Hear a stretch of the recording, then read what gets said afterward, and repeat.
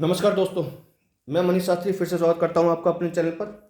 तो दोस्तों, अगर आपने मेरे चैनल को अब तक सब्सक्राइब नहीं किया है तो प्लीज़ सब्सक्राइब कीजिएगा और आगे आने वाली वीडियोज़ की जानकारी के लिए बेल आइकन को प्रेस करना मत भूलिएगा।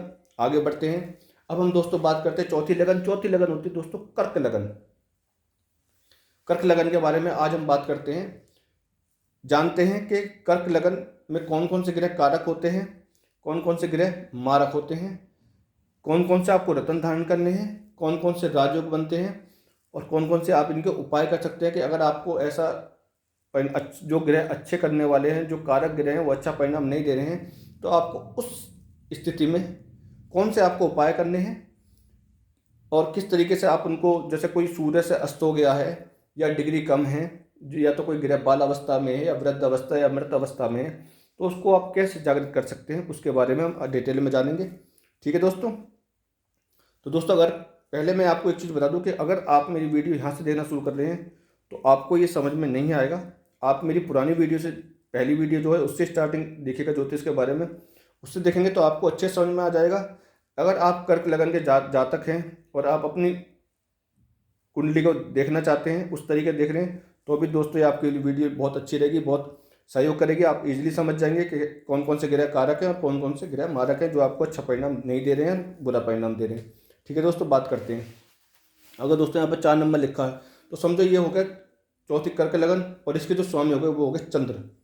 चंद्र इस कुंडली के मालिक हैं, मतलब लगन में चंद्रमा इसके मालिक हो गए। तो चंद्रमा कहीं ना कहीं, चंद्रमा को एक ही राशि मिली है और लगन के स्वामी हो गए, तो ये हो गए इसमें कारक ग्रह। ये आपको चंद्रमा अच्छा परिणाम देंगे।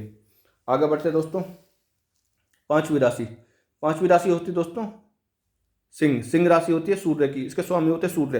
अब सूर्य चंद्रमा के मित्र भी हैं, सूर्य चंद्रमा के मित्र भी है, तो कहीं ना कहीं चंद्रमा, इसमें सूर्य जो है चंद्रमा के मित्र होने के कारण यहाँ पर अच्छे परिणाम देंगे। और ये जो घर है, ये भाव जो होता है, दूसरा भाव ये होता है आपके कुटुंब का, आपके सेविंग्स का, आपके घर से मिलाप का, घर में किस तरीके से आपको सपोर्ट रहेगा जीवन भर, उस तरीके देखा जाए तो सूर्य कहीं ना कहीं यहाँ पर अच्छा रिजल्ट देंगे, आपके लिए कारक ग्रह होंगे। आते हैं दोस्तों छठे, तीसरे भाव में। तीसरा और छठा भाव होते हैं दोस्तों, तीसरी ये होगी मिथुन लगन। तो ये इनके जो जातक तीसरा और छठा घर मिला बुध को। अब बुध जो है चंद्रमा के शत्रु भी हैं, ठीक है, और ये भाव भी अच्छा नहीं है और ये ठीक ठाक भाव है। इसको ना अच्छा बुरा कहा जाएगा ना बुरा मान जाएगा, इसको सब में लीजिएगा आप। तो ये भाव अच्छा नहीं है और ये इनके शत्रु भी है, तो कहीं ना कहीं बुध इसमें मारक होंगे, जो भी जब भी इनकी दशा चलेगी वो उसमें बुरा परिणाम देंगे। आगे बढ़ते दोस्तों। सातवीं राशि। सातवीं राशि और दूसरी राशि। अब देखिए, मध्य में इनको एक स्थान मिल गया शुक्र को, दूसरा स्थान इनको यहाँ पर मिला। दोनों राशि शुक्र इनके मालिक हुए। वैसे तो इनके ये शत्रु हैं चंद्रमा के, परंतु इनको ये स्थान बीच में, एक मध्यम में एक स्थान मिला है, तो इसलिए ये यहाँ पर कारक हुए, ये यहाँ पर अच्छे परिणाम देंगे। ये आपके परिवार होता है, मतलब इसमें आप मान सम्मान की प्राप्ति करते हैं, घर बंगला प्रॉपर्टी खरीदते हैं, और ये स्थान मिलकर शुक्र को, और शुक्र को मिला। और ये वाला घर होता है 11वां घर। 11वां घर होता है आपकी लक्ष्मी का, आपकी आमदनी का, आपके अस्पताल खर्चों का और बड़े भाई बहनों का ये घर होता है। तो इसलिए 2 घर यहाँ पर मिले हैं, तो शुक्र कहीं ना कहीं इसमें यहाँ पर कारक ही होंगे जो अच्छे परिणाम देंगे। आगे बढ़ते दोस्तों। इसके बाद चलते हैं हम दोस्तों 8वां घर होती है वृश्चिक राशि। पहली राशि मंगल राशि, 2 राशि मिली है मंगल को। मंगल चंद्रमा के मित्र भी हैं। दूसरा, इनको पंचम स्थान मिला है, इष्ट देव हैं इस राशि के। यहाँ से आपके संतान देखी जाती है, आपकी पढ़ाई लिखाई देखी जाती है, आपकी मतलब रोमांस का, प्रेम का हिसाब किताब देखा जाता है। और यहाँ से दोस्तों आपका व्यापार देखा जाता है, आपकी प्रोफेशनल लाइफ देखी जाती है। तो ये 2 स्थान मिले हैं मंगल को। तो एक मध्यम में मिल गया, एक 5वां स्थान मिल गया, त्रिकोण में घर मिल गया एक, तो ये बहुत ही ज़्यादा कारक हो गए इसके लिए। तो यहाँ पर मंगल भी अति कारक होंगे इसके लिए, जो अच्छे परिणाम आपको देंगे मंगल। इसके बाद दोस्तों आते हैं, आगे बढ़ते हैं। एक घर, ये 9वां घर, ये वाला घर वैसे तो कोर्ट कचहरी का होता है, लंबी बीमारी का होता है। और ये 12वां घर, ये गुरु का घर हो गया। 12वां राशि होगी मीन राशि, ये भी गुरु का हो गया। तो 2 घर मिले हैं गुरु को। अब क्या है, गुरु को ये घर तो अच्छा नहीं मिला, परंतु एक उनको त्रिकोण में एक घर मिल गया है, तो कहीं ना कहीं गुरु यहाँ पर भी कारक ही होंगे। ठीक है दोस्तों, तो यहाँ पर गुरु भी कारक ही होंगे, क्योंकि उनको एक त्रिकोण में घर मिल गया है। ये घर होता है आपके भाग्य का घर होता है, आपके पिता का घर होता है, यहाँ से आपको पिता का देखा जाता है, आपके भाग्य को देखा जाता है। तो गुरु भी कहीं ना कहीं यहाँ पर कारक के होंगे। बाकी इनकी प्लेसमेंट कुंडलियों में देखी जाएगी कहाँ जाकर वो बैठे हुए हैं। आगे बढ़ते हैं दोस्तों। दसवीं राशि, दसवीं राशि होगी आपकी शनि 10-11। मकर और कुंभ राशि होगी आपके शनि की। शनि चंद्रमा के शत्रु भी हैं और ये वाला घर भी अच्छा नहीं, मगर एक मध्य में घर मिला है, लेकिन ये घर अच्छा नहीं मिला इस और शत्रु हैं चंद्रमा के, तो कहीं ना कहीं ये शनि भी मारक होंगे। अब इनके प्लेसमेंट हम देखेंगे कि कहाँ रखी होगी, तो किस हिसाब से वो रिजल्ट मिलेगा।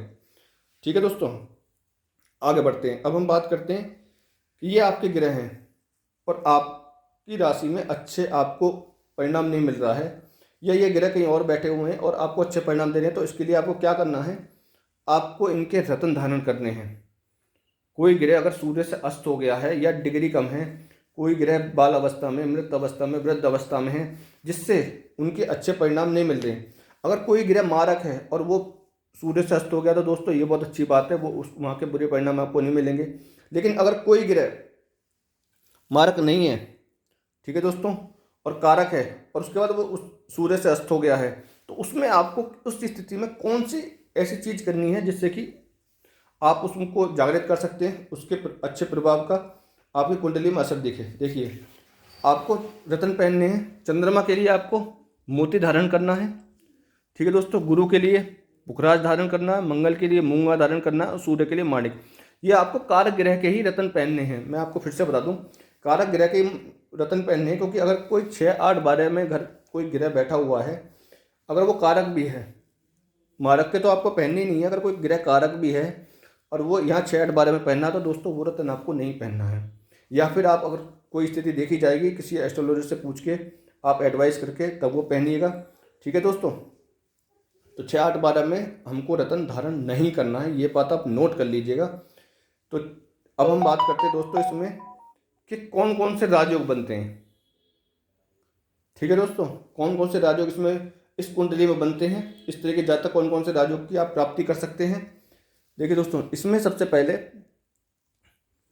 चंद्रमा और मंगल, अगर आपकी कुंडली के जो मालिक हैं वो हैं चंद्रमा, और उनके साथ मंगल जो इष्ट देव हैं, अगर वो दोनों साथ आके बैठ जाएं, आपके इष्ट देव और आपकी कुंडली के मालिक दोनों साथ आके बैठ जाएं, तो दोस्तों ये होता है लक्ष्मी नारायण राजयोग।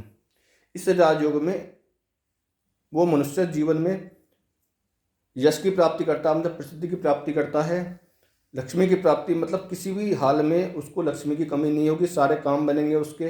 अपने जीवन में हर चीज़ उच्च कोटि की प्राप्त होगी, बंगला गाड़ी अच्छे उच्च कोटि के प्राप्त होंगे। अपने जिस क्षेत्र में होगा वहाँ पर उसको सफलता ही सफलता मिलेगी। ठीक है दोस्तों, आगे बढ़ते हैं।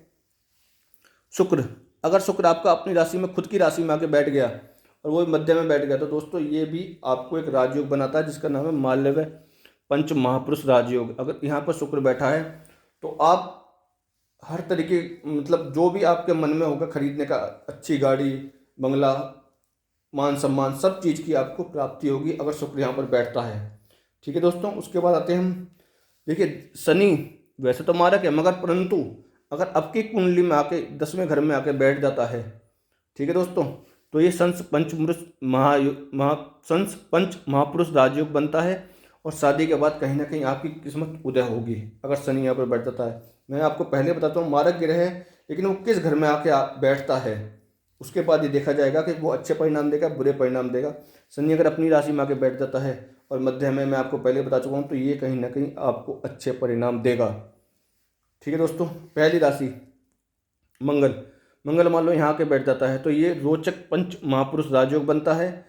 इस राजयोग में आप की जो प्रोफेशनल लाइफ होगी, मतलब अगर आप जॉब कर रहे होंगे या फिर कोई आप बिजनेस कर रहे हैं, तो उसमें आपको सफलता ही सफलता प्राप्त होगी।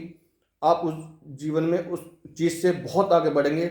आप उस चीज़ से, अपनी जॉब से या फिर अपनी प्रोफेशनल लाइफ बिजनेस से, आप अपने जीवन में बंगला गाड़ी हर चीज़ प्राप्त करेंगे, जो भी आपको जीवन में चाहिए, जो भी आपकी इच्छा होगी उसकी पूर्ति होगी।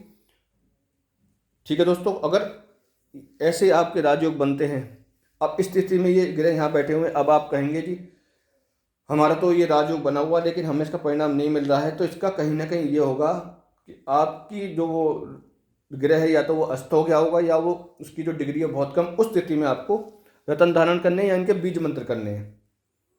ठीक है दोस्तों, कोई ग्रह मारक है और वो उसके फिर आपको बीज मंत्र करने होंगे। बीज मंत्र के लिए मैं एक दोस्तों फिर से बताता हूँ, अलग वीडियो बनाऊंगा जिसमें आपको सारे बीज मंत्र बताऊंगा किसने करने हैं, कैसे करने हैं।